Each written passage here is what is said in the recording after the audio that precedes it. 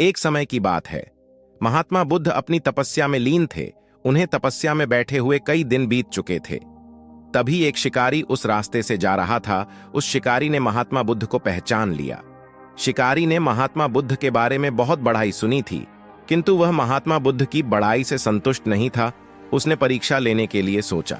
शिकारी पहले तो महात्मा बुद्ध को एक छोटा सा पत्थर फेंक कर मारता है, किंतु महात्मा बुद्ध कोई प्रतिक्रिया नहीं करते हैं, क्योंकि उनका मानना था शरीर को तकलीफ होती है, आत्मा को नहीं।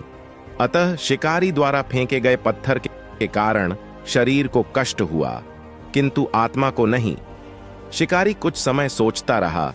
महात्मा बुद्ध कुछ प्रतिक्रिया करेंगे, किंतु महात्मा बुद्ध अपनी तपस्या में लीन थे।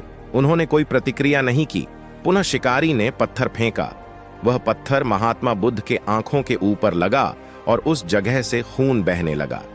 महात्मा बुद्ध को आभास हुआ उनके शरीर से रक्त बह रही है, किंतु वह फिर भी अपनी तपस्या से नहीं उठे। शिकारी को गुस्सा आया और उसने पुनः एक पत्थर और महात्मा बुद्ध की ओर फेंका। महात्मा बुद्ध के शरीर से अब खून अधिक बहने लगी। इतनी पीड़ा महसूस कर महात्मा बुद्ध के आंखों से आंसू निकलने लगा। शिकारी ने महात्मा बुद्ध के पास जाकर पूछा, आपको जब मैंने पत्थर मारा तो आपने कोई प्रतिक्रिया नहीं दी? महात्मा बुद्ध ने बड़े ही सरलता के साथ कहा, क्योंकि इससे मेरे शरीर को कष्ट हुआ है, मेरे मन मस्तिष्क को नहीं। शिकारी अचंभित रह गया। उसने पूछा, फिर आपके आंखों से आंसू क्यों बह रहे हैं?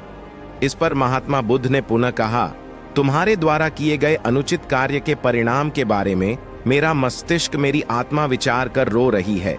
तुमने इतना बड़ा पाप किया है, तुम्हें कैसी सजा मिलेगी?